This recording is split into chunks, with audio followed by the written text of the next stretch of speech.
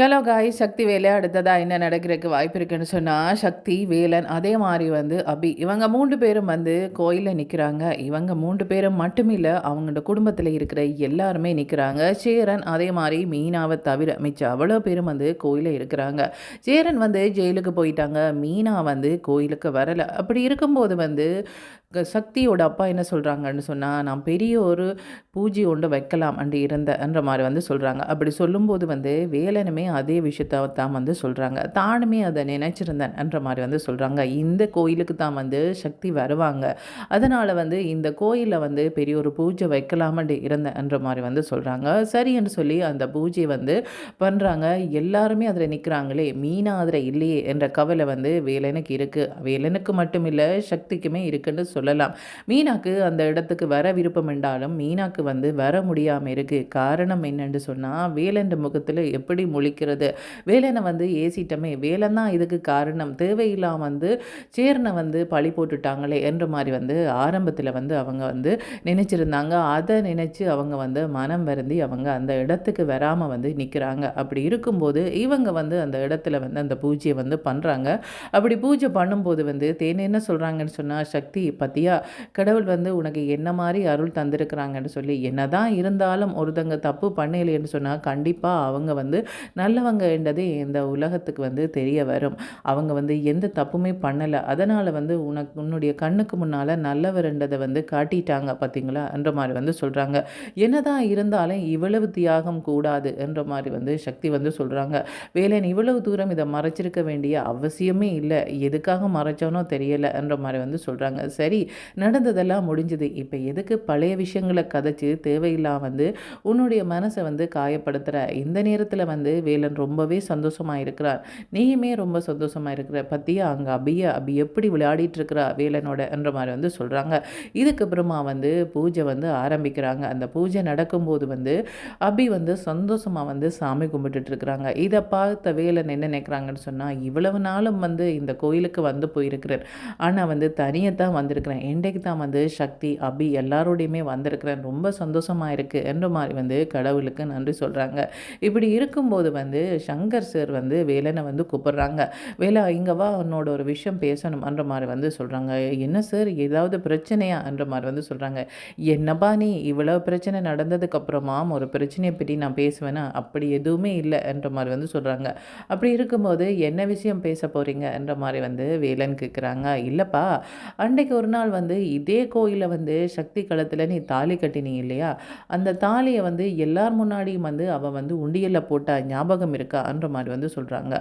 ஆமாம் சார், ஞாபகம் இருக்குது என்ற மாதிரி சொல்கிறாங்க. அப்படி என்று சொன்னால் உனக்கும் சக்திக்கும் சட்டப்படி டிவோர்ஸ் ஆகிட்டுது, அவங்களோட கழுத்துலேயுமே தாலி இல்லை, அப்படின்னு சொன்னால் நீ இந்த கோயிலில் வச்சு ஒரு தாலி கட்டிடு என்ற மாதிரி சொல்கிறாங்க. ஆமாம் சார், நான் அதை யோசிக்கவே இல்லை, வரும்போது ஒரு தாலி வாங்கிட்டு வந்திருக்கணும், நான் மறந்துட்டேன், நான் போய் தாலி வாங்கிட்டு வரட்டா என்ற மாதிரி சொல்கிறாங்க. இதுக்கு அவசியமே இல்லை, நான் வரும்போது இப்படியெல்லாம் நடக்குமெண்டு எனக்கு ஏற்கனவே தெரியும், அதனால் வரும்போது ஒரு தாலி வாங்கிட்டு வந்தேன் என்ற மாதிரி சொல்கிறாங்க. என்ன சங்கர் சார், எங்களோட குடும்பத்தில் இருக்கிறவங்க மாதிரியே நீங்கள் யோசிச்சிருக்கிறீங்க என்ற மாதிரி சொல்கிறாங்க. பின்ன என்னப்பா, இவ்வளவு காலம் உன்னுடைய குடும்பத்தோடு தானே இருக்கிறேன், அப்படி இருக்கும்போது இப்படி யோசிக்காமல் இருப்பேனா என்ற மாதிரி சொல்கிறாங்க. சரி என்று சொல்லி அவங்கள்ட கையில் இருந்த அந்த தாலியை வேலன் வாங்குறாங்க. வேண்டிட்டு போகும்போது சக்தி பார்க்குறாங்க, என்ன கையில் தாலியொண்டு வேலன் கொண்டு வரானே என்ற மாதிரி பார்க்குறாங்க. அப்படி கொண்டு வரும்போது வேலன் என்ன சொல்கிறாங்கன்னு சொன்னால், சக்தி என்ன கையில் என்ன இருக்குன்னு பார்க்குறியா, இதுவா சங்கர் சார் ஒரு தாலி வாங்கிட்டு வந்திருந்தாங்க, நீ ஏற்கனவே உன் கழுத்தில் இருக்கிற தாலியை உண்டியலில் போட்டுட்டா இல்லையா, அதனால் இந்த கோயிலையே ஒரு தாலி கட்டுறதுக்காக வாங்கிட்டு வந்திருக்கிறாங்கன்னு சொல்லும்போது சக்தியோட அம்மா சொல்கிறாங்கன்னு சொன்னால், என்ன சங்கர் சார், நாங்களே இந்த மாதிரி நினைச்சதில்லை, இப்போ தான் அந்த ஞாபகமே வருது, நாங்களே நினைச்சதில்லை, ஆனால் நீங்கள் நினச்சிருக்கிறீங்கன்னு சொல்லும்போது, யார் நினைச்சா என்ன, நல்லது நடந்தால் சரிதானே என்ற மாதிரி சொல்கிறாங்க. இதுக்கப்புறமா சக்திக்கு பயம் வருது. ஏன்னு சொன்னால், உண்மையிலேயே அவங்க இந்த தாலியை கலட்டி உண்டியலில் போடலை, கோயில் உண்டியலில் போடலை, அவங்க இந்த கழுத்தில் தான் வச்சுருந்தாங்க. ஆனால் வந்து இவங்களுக்கு சொல்லலை. எல்லாருக்குமே அந்த உண்மையை வந்து மறைச்சிட்டாங்க. இப்போ அந்த உண்மை தெரிய வரப்போதே எப்படி அவங்களுக்கு வந்து சொல்கிறது? சொன்னால் என்ன நினைப்பாங்க? குழந்தை விஷயத்தில் தான் இவ ஏமாத்திட்டான்னு பார்த்தா இந்த விஷயத்துலேயும் ஏமாத்திருக்கிறாவே, எல்லாமே பொய் பொய்யா தான் சொல்லிட்டு இருந்திருக்கிறா போல இருக்கு என்ற மாதிரி நினைப்பாங்களே. எப்படி சொல்கிறது என்னட்டு அவங்க வந்து ஜோதிச்சுட்டே இருக்கிறாங்க. இப்படி ஜோதிச்சுட்டு இருக்கும்போது வந்து இதை வந்து தேனு வந்து கவனிச்சிடுறாங்க. கவனிச்சுட்டு அன்புக்கு சொல்கிறாங்க, என்ன சக்தி ஏதோ ஜோதிச்சுட்டே இருக்கிறா, இந்த மாதிரி ஜோதிச்சுட்டு இருக்கவே மாட்டாவே, கோயிலுக்கு வரும்போது ரொம்ப வந்து சந்தோஷமாக தானே வந்தா, என்ன யோசிக்கிறா ஒன்றுமா புரியலையே என்ற மாதிரி வந்து சொல்கிறாங்க. நீயே போய் கேட்டுடு என்ற மாதிரி வந்து சொல்கிறாங்க. சரி என்று சொல்லி தேனு என்ன பண்ணுறாங்கன்னு சொன்னால், சக்தி ஏதோ யோசிச்சுட்டே இருக்கிறியே, என்ன விஷயமம்மா என்ற மாதிரி வந்து சொல்கிறாங்க. அதுவாக்கா, என்ன செய்கிறதுன்றே தெரியலை என்ற மாதிரி வந்து சொல்கிறாங்க. என்னது என்ன செய்கிறதுன்றே தெரியலையா?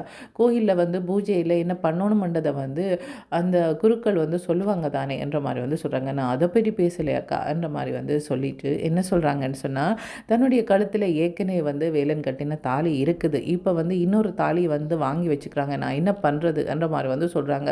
நீ தானே அதை கலட்டி உண்டியலில் போட்டுடி, அப்புறமா என்ன என்ற மாதிரி வந்து சொல்கிறாங்க. இல்லைக்கா, அன்றைக்கு வந்து உண்டியலில் கலட்டி போட்டுட்டேன்னு பொய் சொன்னேன்.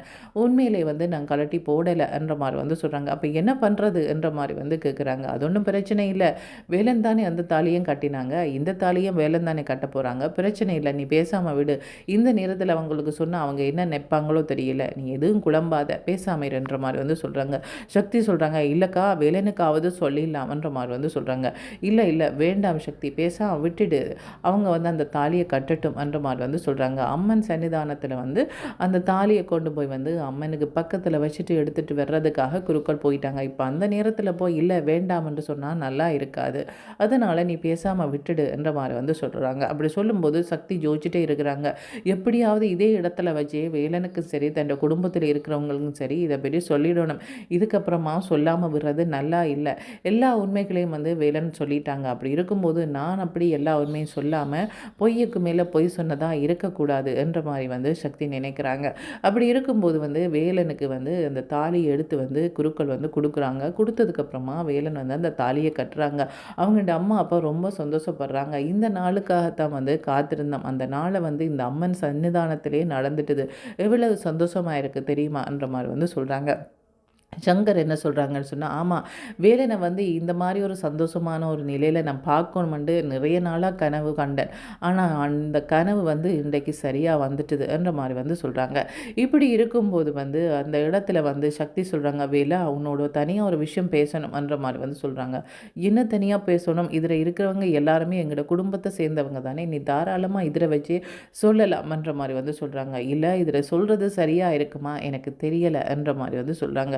இல்லை பிரச்சனை இல்லை சொல்லு, என்னவா இருந்தாலும் சொல்லு, இவ்வளோ பிரச்சனையை பார்த்துட்டோம், இது என்ன பெரிய பிரச்சனைன்ற மாதிரி வந்து சொல்கிறாங்க. அப்படி இருக்கும்போது இல்லை வேலா, அன்றைக்கு ஒரு நாள் வந்து நீ இந்த கழுத்தில் தாலி கட்டினா இல்லையா, அந்த தாலியை வந்து நான் கலட்டி கோயில் உண்டியெல்லாம் போடலை, உன்னில் இருக்கிற கோபத்தில் தான் அப்படி சொன்னேனே ஒழியா அந்த தாலியை கலட்டி போடலை, அது இப்போவுமே என்னுடைய கழுத்தில் தான் இருக்குன்ற மாதிரி வந்து சொல்கிறாங்க. என்னது ஏற்கனவே கழுத்தில் தாலி இருக்கத்தக்கதை தான் இன்னொரு தாலி கட்டும் வரையும் பார்த்துட்டு பேசாமல் இருந்தியா என்ற மாதிரி வந்து சொன்னாங்க.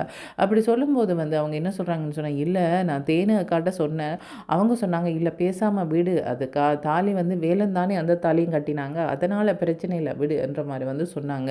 அதனால தான் நான் சொல்லலை, இங்கே பாரு அந்த தாலி அப்படியே இருக்குது, இப்போ அது என்ன பண்ணுறது என்ற மாதிரி வந்து சொல்கிறாங்க. என்ன சக்தி 2 தாலி கழுத்தில் போட்டிருக்கிற, எனக்கே ஆச்சரியமாக இருக்குது என்ற மாதிரி வந்து சொல்கிறாங்க. அவங்களோட குடும்பத்தில் இருக்கிறவங்களை என்ன சொல்கிறாங்கன்னு சொன்னால், சரி பழைய தாலியை கலட்டி நீ கோயில் உண்டியெல்லாம் இப்போவாவது போட்டுடு என்ற மாதிரி வந்து சொல்கிறாங்க.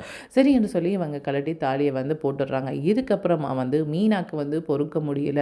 மீனா வந்து வீட்டில் இருக்கிறாங்க. அவங்க என்ன நினைக்கிறாங்கன்னு சொன்னால், இந்த நேரத்தில் கோயிலில் எல்லாரும் சந்தோஷமாக இருப்பாங்க, நான் மட்டும் இதில் அழுதுட்டு இருக்கிறது நல்லா இருக்காதுன்னுட்டு மீனா என்ன பண்ணுறாங்கன்னு சொன்னால் ஒரு ஓட்டோ பிடிச்சி அந்த கோயிலுக்கு வராங்க. வரும்போது வந்து சக்தியும் வேலனும் வந்து சந்தோஷமாக அதில் நிற்கிறாங்க. சக்திக்கு வந்து வேலன் தாலி கட்டிட்டாங்க. அபி சக்தி வேலன் எல்லாரும் சந்தோஷமாக இருக்கிறத பார்த்தோன்னா மீனாக்கு அவ்வளவு சந்தோஷம். அவங்களுக்கு அந்த சந்தோஷத்தை வெளிப்படுத்த முடியல, தன்னுடைய கவலையும் வெளிப்படுத்த முடியல. அவங்க பேசாமல் பேசாமல் நிற்கிறாங்க. அப்படி நிற்கும்போது வந்து வேலன் கேட்குறாங்க, என்னம்மா மீனா ஏதோ யோசிச்சுட்டு இருக்கிறன்ற மாதிரி வந்து சொல்கிறாங்க. இல்லைண்ணா நான் எதையுமே யோசிக்கலை, எனக்கு ரொம்ப சந்தோஷமாக இருக்குது. இப்படி ஒரு நாளுக்கு நானும் வெயிட் பண்ணிட்டு இருந்தேன், ஆனால் இந்த மாதிரி ஒரு நிலைமையில தான் இதை பார்ப்பேன்ன்றதை நான் எதிர்பார்க்கலைன்ற மாதிரி வந்து சொல்கிறாங்க. சேரனை வந்து எவ்வளவு நான் நம்பினேன், சேரனை வந்து நம்பினதால் நான் இன்றைக்கு வந்து எவ்வளவு ஏமாந்து போயிருக்கிறேன் என்ற மாதிரி வந்து சொல்லும்போது வந்து சக்தியோட குடும்பத்தில் இருக்கிறவங்க என்ன சொல்கிறாங்கன்னு சொன்னால், நாங்களும் தானம்மா ஏமாந்துட்டோம் என்ற மாதிரி வந்து சொல்கிறாங்க. அப்படி சொல்லும்போது வேலை என்ன சொல்கிறாங்கன்னு சொன்னால், இங்கே பாரம்மா மீனா, அவன் வந்து உன்னை மட்டும் ஏமாத்தலை, அவனை நம்பின அத்தனை பேரையும் தான் ஏமாற்றிட்டு போயிருக்கிறான். அவனை எல்லாம் ஒரு ஆளுண்டு நினச்சி இந்த இடத்துல நீ கதைக்க வேண்டாம். அது மட்டும் இல்லாமல் வந்து அவன் வந்து உன்னுடைய வாழ்க்கையில் இனி இல்லைன்னு நினச்சிட்டு நீ வந்து சந்தோஷமாக இரு, உன்னுடைய நல்ல மனதுக்கு உனக்கு நல்ல வாழ்க்கை அமையும் என்ற மாதிரி வந்து சொல்கிறாங்க. இதே விஷயத்தை தான் வந்து சங்கருமே சொல்கிறாங்க. ஆமாம்மா, நீ எந்த துரோகமும் பண்ணலை, நீ யாரையுமே ஏமாத்தலை, நீ ஒருத்தனை நம்பின, அதுக்கு அவன் துரோகம் பண்ணிட்டு போயிட்டான், அதுக்கு என்ன பண்ணுறதம்மா, நீ கவலைப்படாத, உனக்கு நல்ல வாழ்க்கை அமையும், அதை நாங்கள் அமைச்சு கொடுக்குறோம் என்ற மாதிரி வந்து சொல்கிறாங்க. இதுக்கப்புறமா வந்து அபி என்ன சொல்கிறாங்கன்னு சொன்னால், ஆமாம் நீங்கள் வந்து கவலையே பட வேண்டாம், அந்த சேரனை நினச்சி நீங்கள் கவலையே பட வேண்டாம்ன்ற மாதிரி வந்து சொல்கிறாங்க. அப்படி சொன்னோன்னே வந்து மீனா வந்து சிரிக்கிறாங்க. பாருங்கள், அந்த சின்ன பொண்ணு கூட இப்படி சொல்கிறாங்களே, அந்தளவு தூரத்துக்கு வந்து சேரன் எவ்வளோ மோசமானவனா போயிட்டான்ற மாதிரி வந்து சொல்கிறாங்க. இதுக்கப்புறமா எல்லாருமே சந்தோஷமாக இருக்கிறாங்க. இதுக்கப்புறமா வந்து இன்னொரு வீடியோவில் சந்திக்கலாம் காய்ஸ். ஓகே, பாய்.